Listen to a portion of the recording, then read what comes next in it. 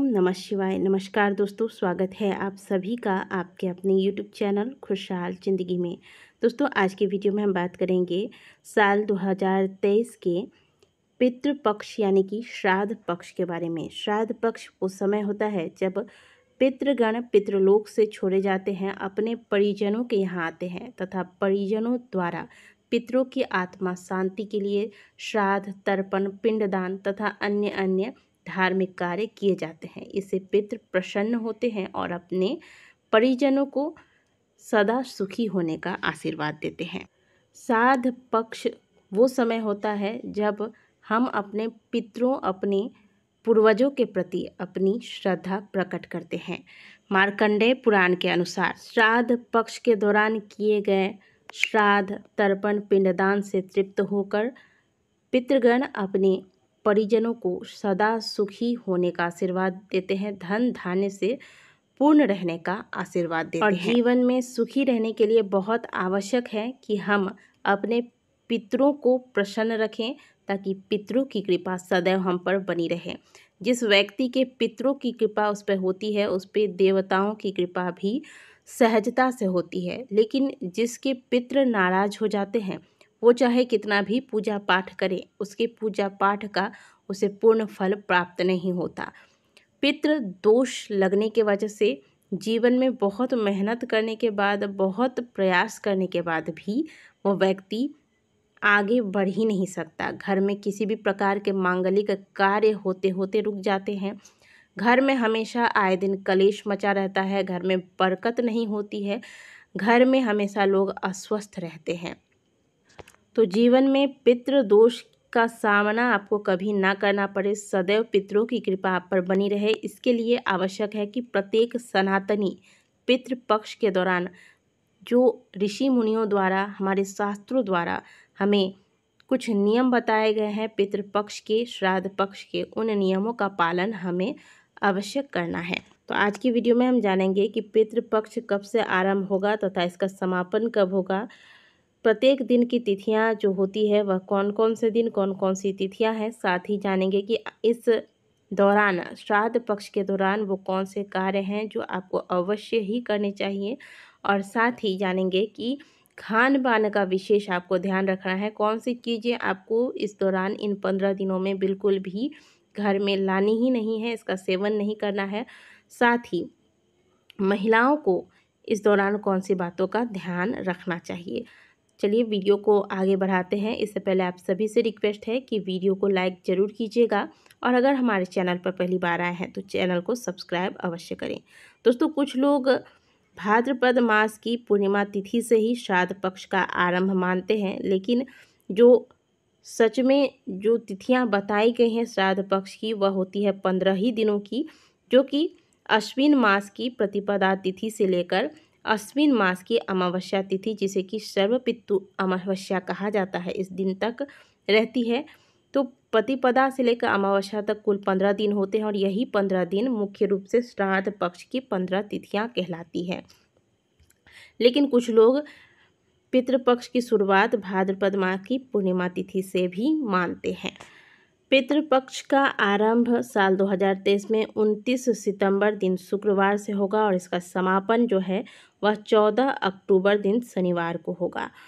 पूर्णिमा का जो श्राद्ध है वह 29 सितंबर दिन शुक्रवार को किया जाएगा। प्रतिपदा श्राद्ध 30 सितंबर दिन शनिवार, द्वितीया श्राद्ध 1 अक्टूबर दिन रविवार, तृतीया श्राद्ध 2 अक्टूबर दिन सोमवार, चतुर्थी श्राद्ध 3 अक्टूबर मंगलवार को, पंचमी श्राद्ध 4 अक्टूबर बुधवार को, षष्ठी श्राद्ध 5 अक्टूबर को किया जाएगा, सप्तमी श्राद्ध 6 अक्टूबर दिन शुक्रवार को किया जाएगा, अष्टमी श्राद्ध 7 अक्टूबर दिन शनिवार को किया जाएगा, नौवीं श्राद्ध 8 अक्टूबर को किया जाएगा और 10वीं श्राद्ध 9 अक्टूबर को, एकादशी श्राद्ध 10 अक्टूबर को, द्वादशी श्राद्ध 11 अक्टूबर को, त्रयोदशी श्राद्ध 12 अक्टूबर को, चतुर्दशी श्राद्ध 13 अक्टूबर दिन शुक्रवार को और अंतिम श्राद्ध सर्वपितृ अमावस्या के दिन 14 अक्टूबर दिन शनिवार को किया जाएगा।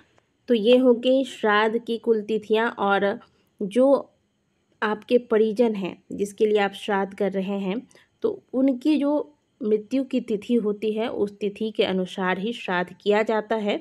और जिनकी तिथि का पता नहीं होता वह अमावस्या तिथि यानी कि जो लास्ट तिथि होती है श्राद्ध की, सर्वपितृ अमावस्या के दिन आप जिन परिजनों की मृत्यु का आपको तिथि मालूम ना हो उस दिन आप श्राद्ध कर सकते हैं। श्राद्ध पक्ष के दौरान हमारे पितृ हमारे द्वार पर ही होते हैं और इस दौरान हमें ऐसे कोई कार्य नहीं करने चाहिए जिनसे उनकी आत्मा को कष्ट पहुँचे।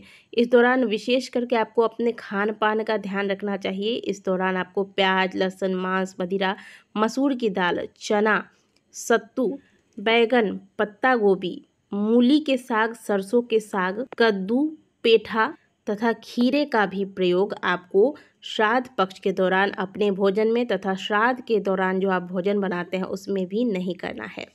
श्राद्ध पक्ष के दौरान आप श्राद्ध के लिए या फिर पिंडदान इत्यादि के लिए जो भी दूध का प्रयोग करते हैं वह गाय का कच्चा दूध ही हो, भैंस का या फिर पैकेट के दूध का प्रयोग बिल्कुल भी नहीं करना है। जो महिलाएं हैं पीरियड्स के दौरान आप श्राद्ध पक्ष में जो भोजन बनाया जाता है पितरों के निमित्त श्राद्ध में, वो भोजन आपको तैयार नहीं करना है। इसके अलावा जो भी घर में सदस्य है इस दौरान नाखून नहीं कटवाना है, हजामत नहीं बनवाना है, बाल नहीं आपको कटवाने हैं। साथ ही घर में आप शांति का माहौल रखें, घर में कलेश ना करें, इससे पितरों को कष्ट होता है। घर में मांगलिक कार्य नहीं करना है, कोई नई प्रॉपर्टी नहीं लेनी है, नए वस्त्र तक भी आपको नहीं खरीदना है। इस दौरान श्राद्ध पक्ष के दौरान जो भी आप धार्मिक कार्य करते हैं आपके मन में केवल एक ही उद्देश्य होना चाहिए कि ये कार्य हम अपने पितरों की आत्मा शांति के लिए कर रहे हैं। श्राद्ध पक्ष के दौरान घर की रसोई में पवित्रता रखें, जो भी भोजन बनाएंगे शुद्ध सात्विक हो और जो भी भोजन आप तैयार करते हैं इसे आप स्वयं भोजन ग्रहण करने से पहले इस भोजन का एक हिस्सा आप थोड़ा सा गौ माता को खिलाएं, थोड़ा सा कौवे के लिए भोजन निकालें, थोड़ा सा आप श्वान यानी कि कुत्ते के लिए भोजन निकालें और अगर आप संभव हो सके तो चींटियों को भी भोजन कराएं। इनको भोजन कराने से पितृ तृप्त होते हैं और इसके बाद ही इनको भोजन कराने के बाद ही आप स्वयं भोजन करें। पितृ पक्ष के दौरान आपको बासी भोजन नहीं करना है। खास करके जो लोग श्राद्ध कर्म कर रहे हैं, पिंडदान या फिर तर्पण करते हैं, उनको तो बिल्कुल भी बासी भोजन नहीं करना है। श्राद्ध पक्ष के दौरान द्वार पर कोई भी याचक आए उनके साथ दुर्व्यवहार नहीं करना है और कोई भी आए तो उन्हें कम से कम पानी के लिए एक बार अवश्य पूछें। घर के मुख्य द्वार पर नियम बना लें कि प्रत्येक दिन प्रातःकाल जागते ही श्राद्ध पक्ष के दौरान घर के मुख्य द्वार पर जल का छिड़काव करेंगे। यह जल आप पहले से ही एक पात्र में भरकर घर की रसोई में या फिर घर के पूजा घर में रखें। घर के मुख्य द्वार पर जल छिड़कने से पितृ तृप्त होते हैं। प्रत्येक दिन एक दीपक ले लें। घर के बाहर मुख्य द्वार के पास आप दक्षिण दिशा की ओर मुँह करके इस दीपक को, और दीपक का भी मुँह दक्षिण दिशा की ओर हो, और दीपक जब आप रखेंगे तो वो भी दक्षिण दिशा की ओर रखना है। तो पितरों का ध्यान करके एक दीपक पूरे श्राद्ध पक्ष में आपको शाम के वक्त लगाना है। पूरे श्राद्ध पक्ष में आप अपने जागने और सोने के समय को सही रखिएगा। सूर्योदय से पहले जाग जाइए तथा सूर्यास्त के समय घर में कोई भी व्यक्ति सोता ना हो, ना ही उस समय आपको भोजन करना है और ना ही उस समय झाड़ू लगाना है। साफ सफाई आपको जो भी करनी है सूर्यास्त से पहले कर ले। पितृ पक्ष के दौरान प्रत्येक दिन प्रातःकाल जब आप स्नान करते हैं 1 लोटा जल लीजिए, इसमें आप थोड़ा सा काला तिल डालकर सूर्य देव को अर्घ दीजिए। सूर्य देव को अर्घ देने के बाद सूर्य नारायण के मंत्रों का जाप करके उन्हें प्रणाम कीजिए। इसके बाद अपने पितरों का ध्यान करके पितरों को प्रणाम कीजिए। सूर्य देव से पितरों की आत्मा शांति के लिए प्रार्थना करें तथा पितृ पक्ष के दौरान जितना संभव हो अपने पितरों का ध्यान करते हुए पितरों के निमित्त दान करें। तो ये कुछ जरूरी नियम हैं जिन्हें आप पितृपक्ष के दौरान में ध्यान में रखते हैं और फिर अपने पितरों के निमित्त जो भी धार्मिक कार्य करते हैं तो इससे पितृ प्रसन्न होते हैं। आपको पितृपक्ष के समाप्त होते वक्त जब वो जाते हैं तो जाते जाते आपको सदा सुखी संपन्न होने का आशीर्वाद देकर जाते हैं। लेकिन वहीं अगर आपने पितृपक्ष के दौरान ऐसा कोई कार्य किया जिससे पितृ की आत्मा को कष्ट पहुंचता है तो पितृ रुष्ट हो जाते हैं और जाते जाते आपको अभिशाप देकर जाते हैं, जिससे आपको पितृ दोष लगता है। तो पितृ दोष का सामना ना करना पड़े, इसके लिए आपको बहुत ही आवश्यक है कि आप पितृपक्ष में बताए गए नियमों का पालन अवश्य करें और इन 15 दिनों में अपने पूर्वजों के प्रति श्रद्धा प्रकट करें। और जो भी नियम बताए गए हैं परिवार के प्रत्येक सदस्य के लिए है, बच्चों को भी आप सिखाएं। अभी से आप बच्चों को सिखाएंगे तो ही बच्चे कल को चल के आपके और हमारे लिए भी ये धार्मिक कर्म आगे करेंगे। आशा करते हैं कि दी गई जानकारी आपको अच्छी लगी होगी। वीडियो अच्छी लगी है तो वीडियो को लाइक कीजिएगा, कमेंट बॉक्स में हर हर महादेव अवश्य लिखिएगा।